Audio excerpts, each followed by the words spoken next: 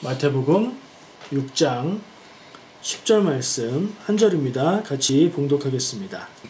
나라가 임하시오며 뜻이 하늘에서 이루어진 것 같이 땅에서도 이루어지이다. 아멘. 자, 역시 짧은 한 절이고요. 이 10절도 그런데 내용이 두 가지라 다음 주까지 반씩 나눠서 다음 주에도 같은 10절 말씀으로 말씀을 나누도록 그렇게 하겠습니다. 오늘은 6장 10절의 전반부 나라가 임하시오며 부분을 나누도록 할게요. 여러분 옛날 주기도문 예전에 번역이 조금 바뀌었는데 바뀌기 이전에 이 주기도문의 문장에 이 부분이 어떻게 됐는지 기억하시나요? 굉장히 특이한 부분이 있는데요. 나라 이라고 되어 있었어요. 기억하세요? 나라이 임하시오며 이렇게 되어 있었죠. 그래서 그 기도를 할 때 어떻게들 기도했었나요? 그냥 소리 들리는 대로 그리고 계속해서 반복적으로 하다 보니까 별다른 생각 없이 나라에 임하시오며 이렇게 기도하는 사람들을 많이 보고 들은 것 같아요. 특히 어린 아이들이 의미를 정확하게 이해를 못하고 소리가 그리고 자기들이 이해하는 말로는 나라에가 말이 되니까 그렇게 기도했던 기억이 나요. 그래서 이게 바꾸는 게 시급했던 거죠. 그거 얘기부터 할게요. 왜 옛날에는 나라이였고 지금은 나라가가 됐는지. 예수님이 가르쳐 주신 기도의 원래 내용이 나라가가 맞아요. 근데 왜 나라이였을까? 나라이는 도대체 무슨 어떤 의미를 가지고 있는 말일까? 이와 가는 공통점이 있습니다. 우리말에서 주격조사예요. 주어 뒤에 붙는 말이죠. 근데 옛날에는 이 가가 없었던 때가 있었대요. 그러니까 모든 말에 주격조사로 이를 썼던 때가 있었던 것이고 성경이 그때에 마침 번역이 되었고 그리고 성경에 번역된 내용이 그대로 주님의 기도의 문장으로 사용되었고 그래서 나라의 임하시오며 그때는 그게 어색하지 않은 때였는데 저는 그런 말을 쓴 기억이 없어요. 가라고 쓸 자리에 이라고 주격조사를 붙여서 말한 기억이 없어요. 그러니까 아주 옛날 얘기인 거죠. 그런데 이 주기도문의 문장은 그대로 남아 있었던 거예요. 개정이 되지 않고. 그래서 혼란을 줬던 거죠. 이게 기도할 때마다 원래는 나라간데 옛날 표현이 그대로 남아 있어서 나라이니까 나라가라고 생각하면서 나라이라고 기도해야지 하긴 어렵잖아요. 그러니까 빨리빨리 넘어가는 기도 시간 속에서 자연스러운 의미로 머릿속에서 변형이 돼서 나라에 임하시오며 이렇게 바뀌었던 것 같은데요. 근데 생각해 보세요. 나라가 임하는 거하고 나라에 임하는 거는 말은 비슷하고 한 글자만 다를 뿐인데 의미는 완전히 달라지죠. 나라가 임하는 건 하나님의 나라 자체가 온다는 얘기고요. 그 나라가 주어가 되는 거고 나라에 임한다는 얘기는 뭔가 다른 주어가 그 나라에 간다는 얘기가 되는 거예요. 완전히 다른 얘기가 되는 거죠. 예수님이 가르쳐 주신 기도를 완전히 다른 의미로 그렇게 기도하고 있었던 거예요. 다 그렇진 않았겠죠. 그래서 지금 바뀐 개정은 참 잘 됐다고 생각하는데 여전히 개역 한글판 성경을 고수하고 그때의 주기도문 문장을 고수하며 역시 개역 한글판 문장이 더 은혜로워 라고 하시는 분들도 있어요. 그건 취향이긴 한데 꼭 그렇지는 않다는 걸 우리가 기억해야 될 것 같아요. 적어도 최소한 개역 개정은 읽어야 되고요. 그건 예배용으로 적합하고요. 근데 개역 개정마저도 우리가 읽고 이해하기에는 너무 어려운 부분, 오해의 소지가 있는 부분이 많아요. 그래서 새번역 혹은 아주 쉽게 쉬운 성경, 한글 읽기 어려운 우리 자녀들에게는 영어 성경으로 통독하시기를 권합니다. 나라이 임하시오며 라는 문장이 있었는데 그거로 그런 얘기들을 좀 나눴어요. 자, 아까 제가 얼핏 얘기를 했는데 지금 굉장히 짧은 문장이에요. 10절 한 절 안에서 반으로 쪼갰어요. 나라이 임하시오며 나라가 임하시오며 근데 어떤 나라죠? 생략됐어요. 우리나라 말은 한국말은 생략이 굉장히 많습니다. 영어에서는 절대로 생략할 수 없는 것들이 막 생략됩니다. 주어가 없습니다. 그죠? 주어가 없어도 우리나라 말이 됩니다. 근데 이 말의 주어는 그러니까 나라가 주어예요. 근데 어떤 나라인지를 설명하는 말이 없어요. 어떤 나라예요? 성경에 나오는 나라는 다 하나님 나라죠. 하나님 나라라고 쉽게 맞출 수 있어요. 근데 이 없어진 여기에는 안 써있는 하나님이라는 말을 어디서 찾을 수 있어요? 그 앞에 문장을 보면 연결되어서 이어지는 말 가운데 하나님 나라에서 하나님이 생략된 것이라고 알 수 있어요. 그러니까 문장을 다 끊어가지고 요 하나님 나라 빼먹고 그냥 나라로 이해하면 안 되는 거죠. 자, 하나님 나라가 주어예요. 하나님 나라가 임한다 라는 뜻의 문장이에요. 그리고 이 종결 끝에 부분이 임하시오며로 명확하게 의미 전달이 안 되는 말로 써 있는데 지금 기도잖아요. 그래서 이 마지막 부분을 어떻게 이해하느냐가 하나님 나라가 임하시기를 제가 기도합니다, 간구합니다, 원합니다 라는 뜻으로 이해해야 돼요. 우리가 그 부분을 기도할 때 하나님 나라가 임하시기를 내가 기다리고 원하고 간구합니다 하는 의미로 기도해야 되는 거예요. 꼭 기억하시기 바랍니다. 나라가 임하시오며 무슨 말이죠? 그냥 말만 가지고 알 수 없어요. 그러나 그 의미가 그렇다는 것을 이렇게 한번 들으면 다음에 이 부분을 기도하실 때 분명히 기억이 나실 겁니다. 자, 하나님 나라에 대해서 얘기를 좀 해볼게요. 하나님 나라는 성경에서 하나님 나라라고 얘기가 나오면 설명할 때 성경 공부 시간에 통독 시간에 반드시 목사님들이 설명하는 내용이 있어요. 꼭 그거로 얘기를 해요. 이 하나님 나라는 하나님의 통치를 의미한다. 근데 제가 그 성경 공부를 하고 뭐 이러던 학생 시절에 아무리 그렇게 설명을 해주셔도 무슨 얘기인지 이해가 안 됐어요. 하나님 나라라고 얘기하는데 하나님의 통치다. 통치라는 말도 어렵잖아요. 통치는 하나님의 다스림이라는 얘기예요. 하나님이 다스린다. 의미 연결이 그때도 저에게는 저희 어렸을 때 그렇게 명확하게 다가오지 않았어요. 한국 사람들에게 나라라고 하면 대한민국 혹은 이민온 우리에게는 캐나다 혹은 뭐 미국 이런 나라 개념인데 그게 하나님의 통치다? 이게 무슨 의미일까? 설명을 들으면 좀 이해가 갑니다. 여기서 말하는 통치라는 말은 영어 단어에 뭐예요? 다스림, 통치라는 의미의 reign입니다. reign은 비잖아요, 비? 근데 그 단어하고 단어가 달라요. 철자가 달라요. R-E-I-G-N. R-E-I-G-N이에요. reign하고 철자는 같아요. 그리고 또 다른 reign도 있어요. R-E-I-N도 있더라고요. 발음은 거의 비슷해요.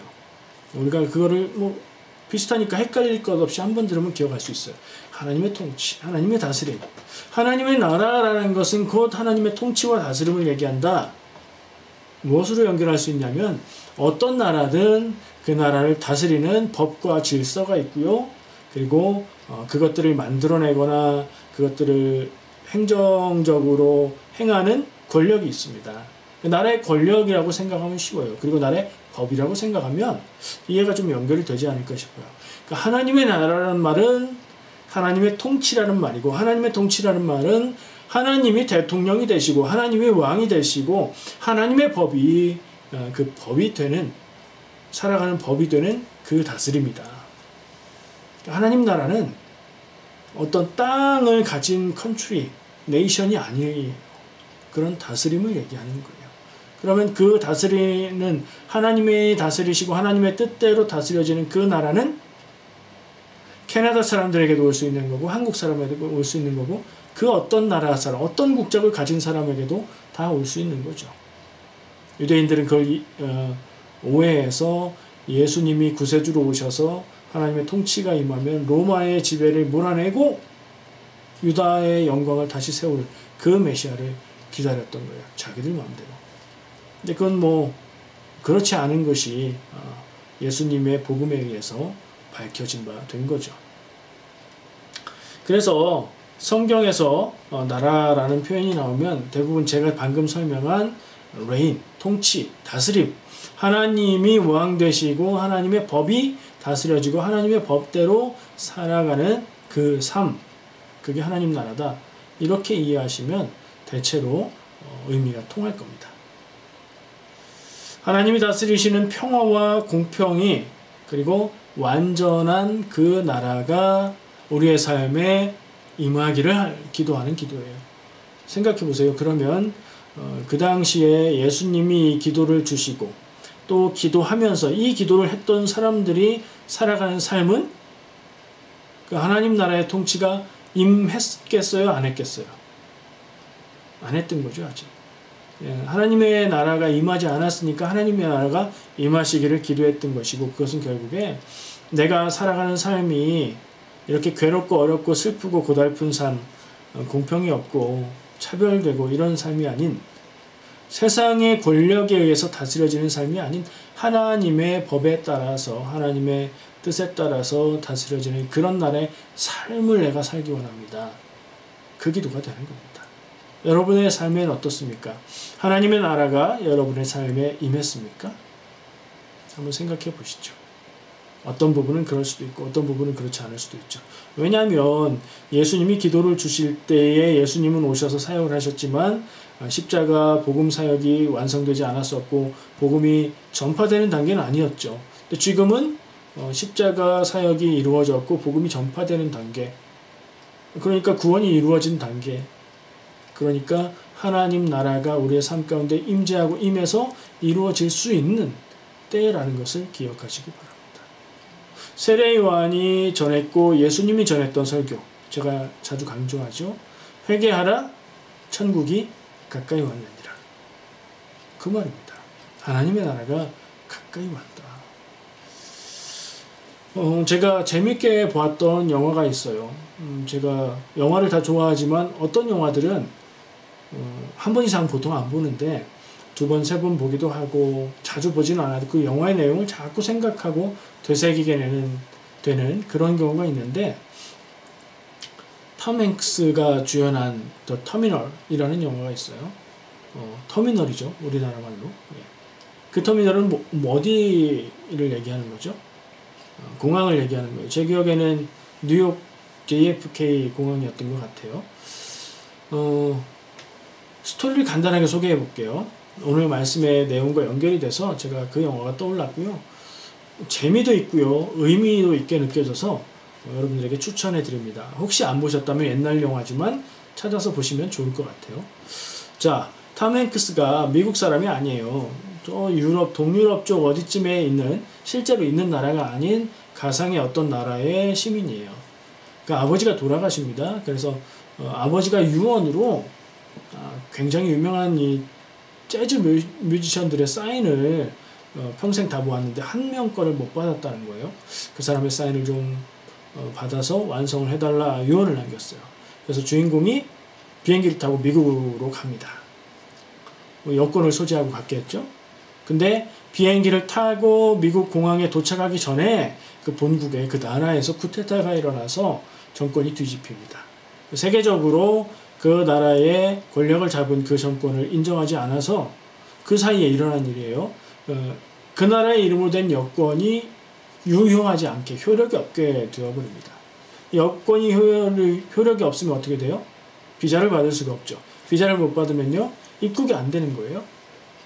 그래서 이 톰 행크스 주인공은 공항에서 그때부터 살기 시작합니다.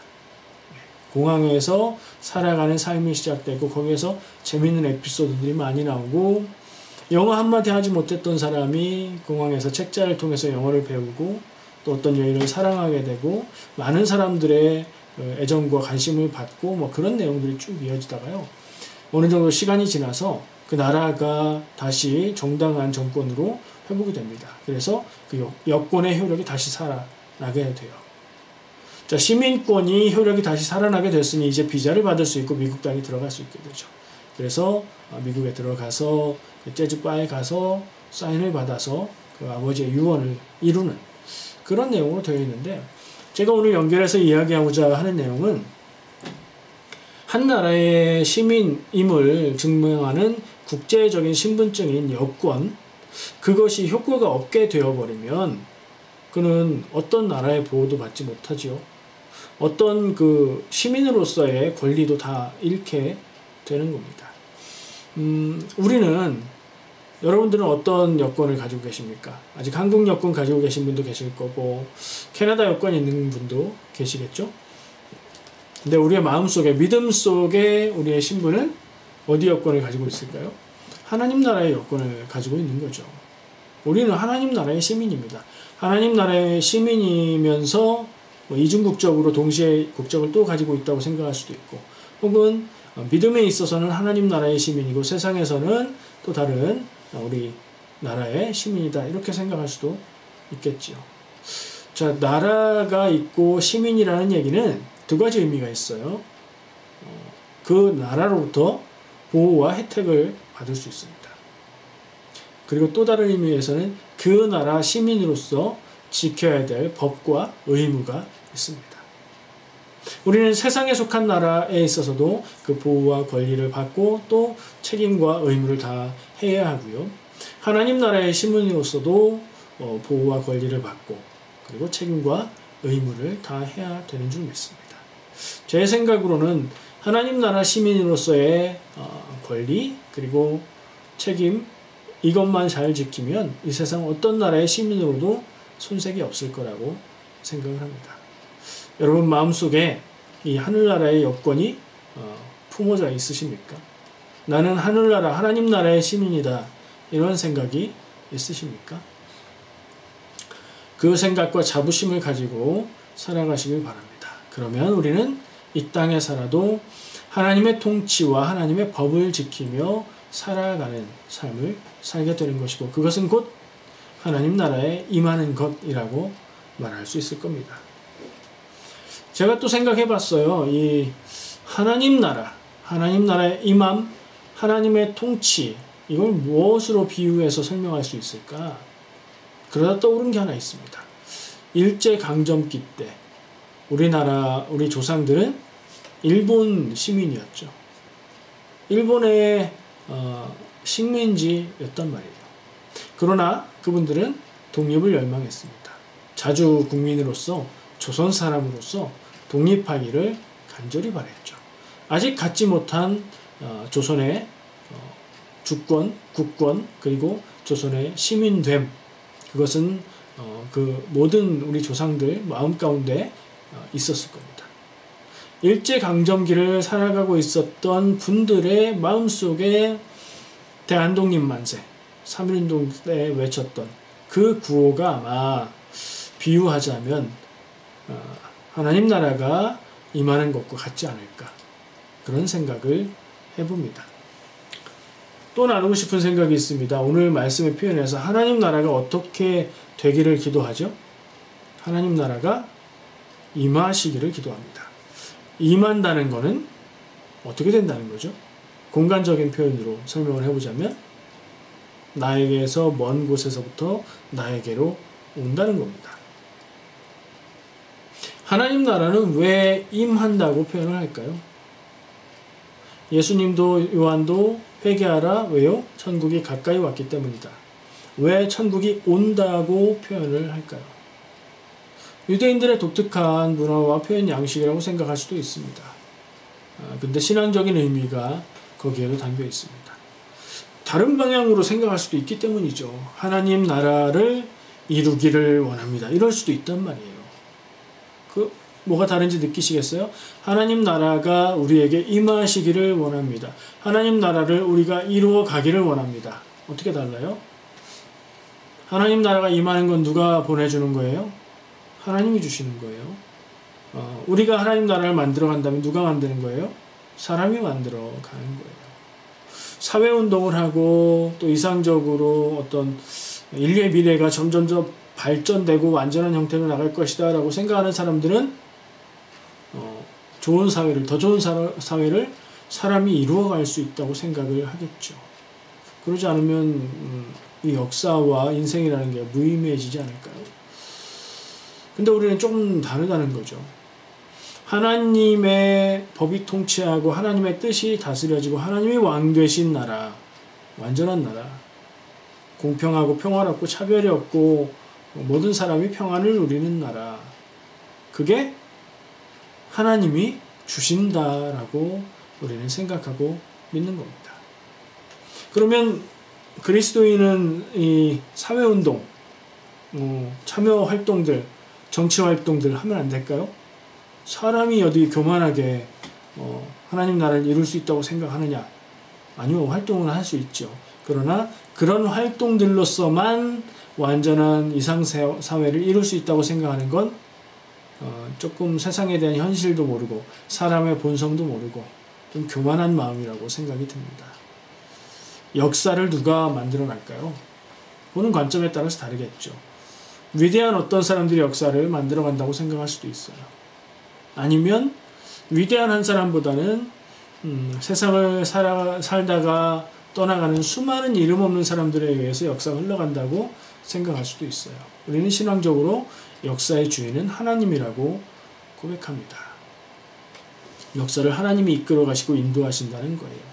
그리고 역사학계에서 요즘 많이 하는 이야기는 역사가 무슨 대단한 사건이나 위대한 인물로 흘러간다기보다는 아주 우연한 사건들에 의해서 역사가 변화되고 역사의 물줄기가 바뀌는 일들이 많은 것 같다.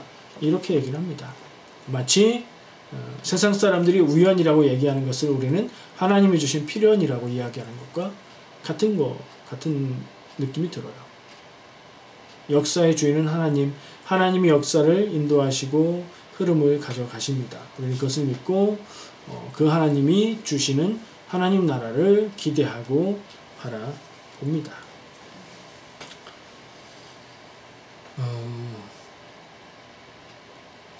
우리는 어떻게 살아가야 될까요? 오늘 예수님이 가르쳐 주신 기도의 한 대목인 하나님의 나라가 임하시기를 기도합니다. 원합니다. 간구합니다. 그 내용에서 우리는 어떻게 살아야 될까요?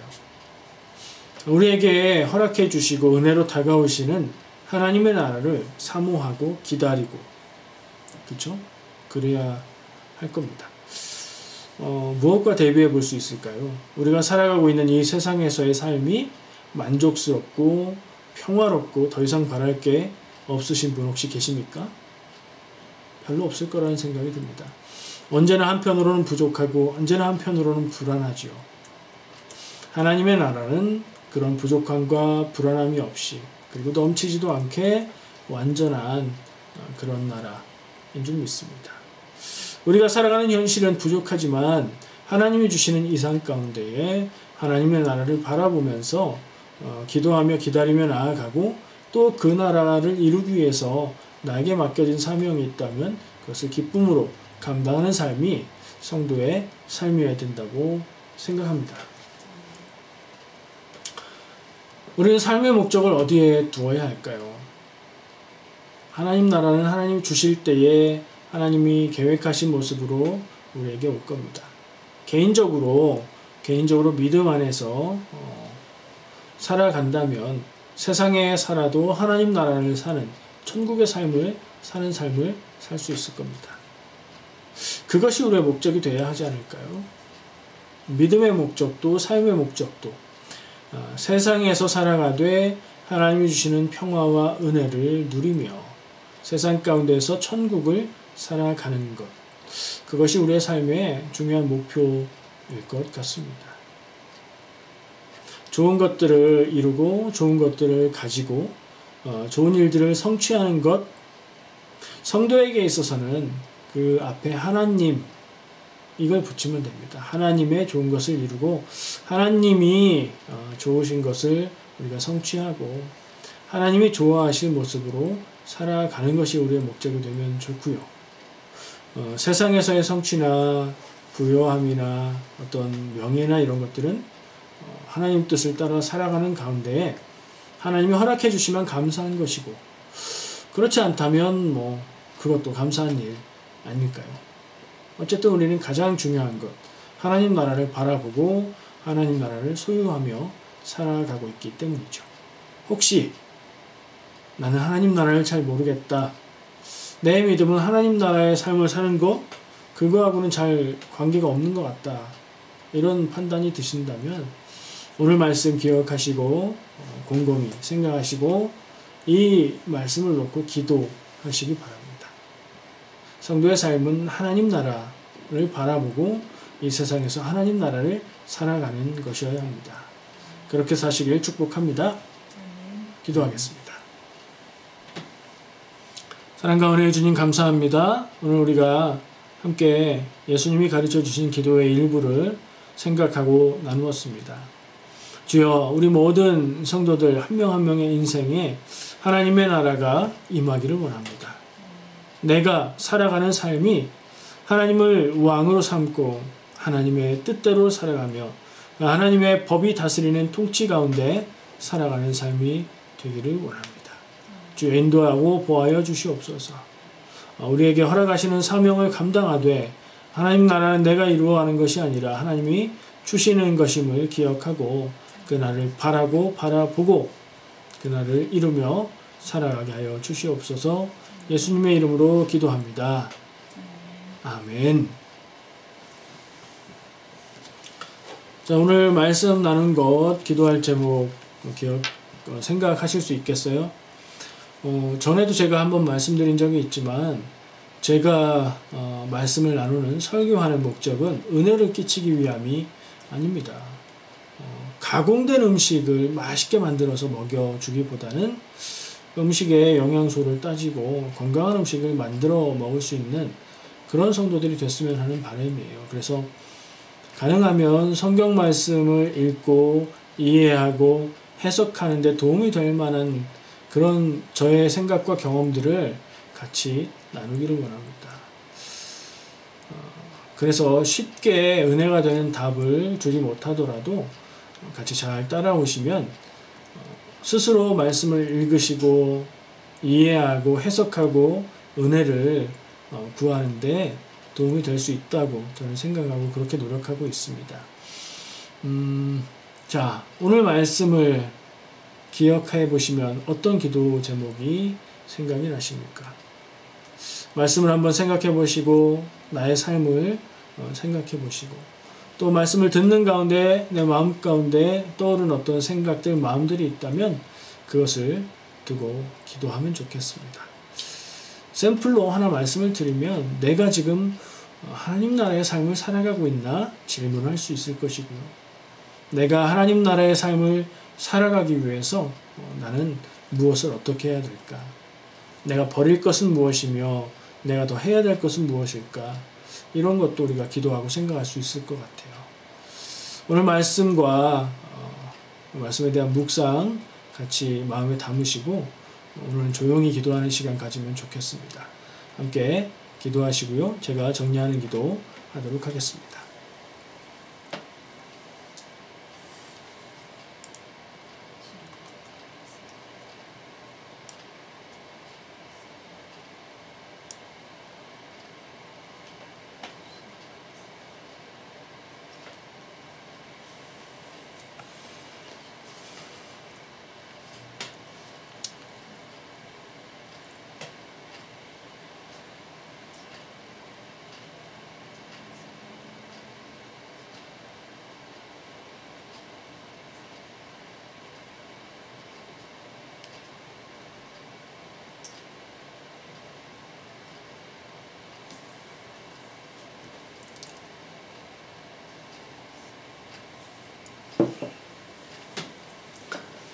사랑해 주님 감사합니다. 오늘 우리가 함께 예배하며 예수님이 가르쳐 주신 기도의 내용을 나누었습니다. 우리 성도들이 말씀을 함께 나누고 묵상을 나누고 들을 때에 하나님의 말씀에 대해서 더 가까이 느끼고 또 하나님이 주시는 은혜를 따라 그 의미를 생각하고 묵상하며 그 가운데 은혜를 깨닫기 원합니다. 주여, 우리 모든 성도들 말씀의 은혜를 허락하여 주시옵소서. 말씀이 먼저 하나님의 말씀이 읽을 때에 즐겁고 기쁨이 있게 하시고 하나님의 말씀의 은혜를 사모하는 그것을 우리 마음속에 주시기를 원합니다. 우리 사랑하는 자녀들이 한글로 된 성경을 읽는 것이 어려울 수도 있으나 한글로 읽으면 좋겠고 또는 어려우면 영어로 된 성경도 읽어서 하나님의 말씀을 모르고 자라지 않도록 우리 자녀들을 축복하시고 부모들이 사랑 가운데에 하나님의 말씀으로 우리 자녀들을 양육할 수 있도록 인도하여 주시옵소서. 말씀의 은혜 가운데 깊은 깨달음을 얻게 하시고 말씀을 읽을 때 깨달아지고 그 깨달음이 힘이 되고 능력이 되는 것을 늘 경험하며 살아가는 우리 성도들 다 되도록 주여 함께 하시고 인도하여 주시옵소서. 내 삶 가운데 하나님의 나라가 임하기를 원하고 우리의 삶 가운데 하나님의 나라가 있기를 원하고 온 세상이 하나님의 통치 가운데에 살아가는 삶이 되기를 우리가 기도합니다. 예수님이 주신 그 기도의 내용이 그것을 포함하는 것을 우리가 기억합니다.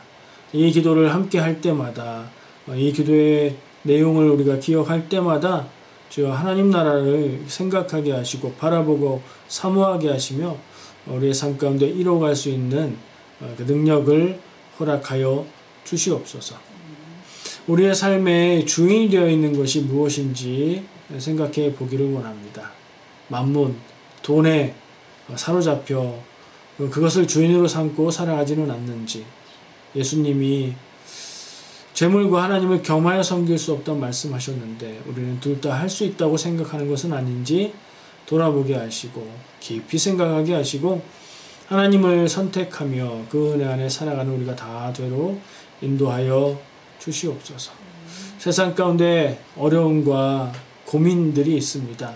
하나님 그 일들을 만날 때에 우리가 그것을 은혜의 통로로 삼을 수 있게 하여 주시고 하나님 주시는 축복으로 바꿀 수 있는 고난이 축복이 되는 삶을 경험하게 인도하여 주시옵소서.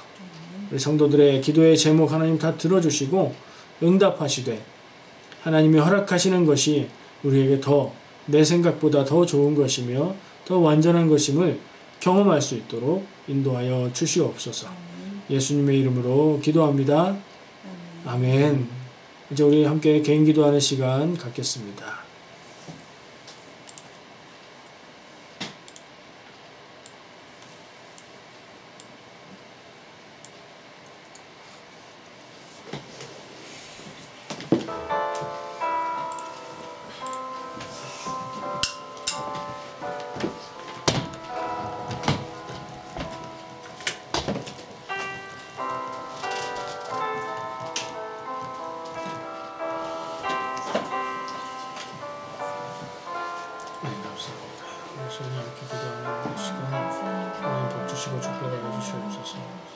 수연이의 가슴 가운데 하나님을 바라보는 열정이 함께 하여 주시고 하나님을 경험하는 인도를 가여 주시기 바랍니다. 성령님 함께 하심을 느끼고 경험하고 깨닫게 하여 주시고 세상을 창조하신 하나님의 역사를 주관하시는 수연의 인생을 바라보고 계시는 할 수 있도록 인도하여 주시고 아들 되신 예수님이 우리 가운데 오셔서 십자가에 죽으심으로 내 죄를 해결하시고 나를 구원하심으로 말이 아니고 지식으로가 아니고 믿음으로 가슴 가운데 믿고 그 은혜를 통하여 구원받는 그런 삶이 되어지도록 아버지를 인도하시고 붙잡아 주시옵소서.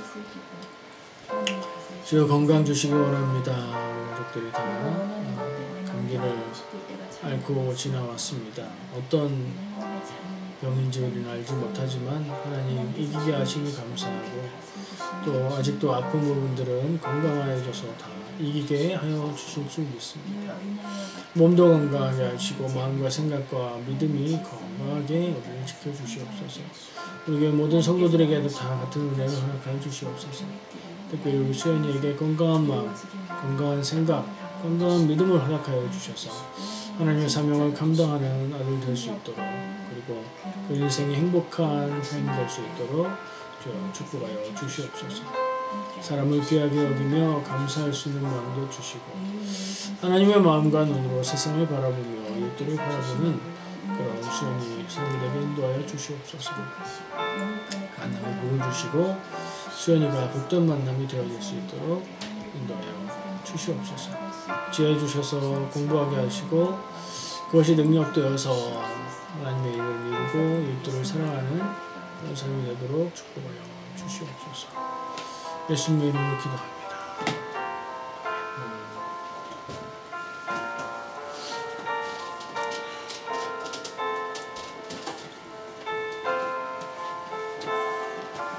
감사합니다. 우리 하연이 사랑하는 하연이를 통해서 기쁨을 얻게 하시니 감사합니다. 하나님의 기쁨이 되는 우리 하연이가 있음에 또한 감사합니다.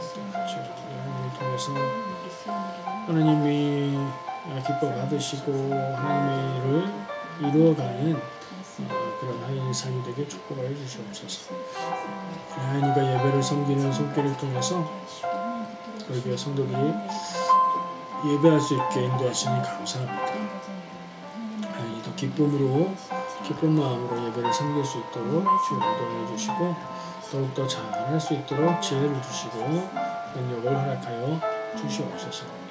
하연이에게 건강을 주시니 감사합니다. 건강해서 아프지 않도록 지켜주시고 또한 건강하다고 연약한 이들의 그 아픔을 모르지 않는 이해하고 공감할 수 있는 마음도 허락하여 주시고 건강함을 통해서 약한 이들을 도울 수 있는 마음도 하나님 허락하여 주시옵소서. 우리 하연이가 마음 가운데 품은 것을 바라보며 기억합니다. 하나님, 우리 하연이 마음 가운데 귀한 보물과 같은 것을 주셨사오니 하연이가 인생을 놓고 생각하고 바라볼 때에 하나님 주신 재능과 하나님 주신 마음을 가지고 하나님의 사명을 발견하고 비전을 발견할 수 있도록 인도하시고 그 길을 살아가는 가운데들 기쁨으로 나갈 수 있도록 주여 지키시고 인도하여 주시옵소서. 막연하던 일들이 생각하고 기도할수록 더욱더 구체적으로 생각되는 경험을 허락하여 주시기 바랍니다. 인생을 놓고 어떻게 살아갈까 생각할 때 막연한 생각이 아니라 하나님 원하시는 구체적인 길을 발견할 수 있는 하연이가 되도록 인도하여 주시옵소서. 착한 마음을 허락하시고 또 좋은 성품을 주시니 감사합니다. 그것들을 가지고 기쁨으로 살아가되 이웃들의 기쁨이 되고 하나님의 기쁨이 되기를 원합니다. 만남의 복을 주시기 원합니다. 하나님 만나는 모든 일이 복되면 되게 하시고 또 악한 자들은 우리 하연이를 만나도 피해가며 악한 만남들이 떠나가는 역사를 허락하여 주시옵소서. 하나님이 보호하시는 인생, 하나님 함께 하시고 인도하시는 인생이 어떤 것인가를 세상에 보여줄 수 있는 복된 우리 하나님의 삶이 되도록 축복하여 주시옵소서. 예수님의 이름으로 기도합니다.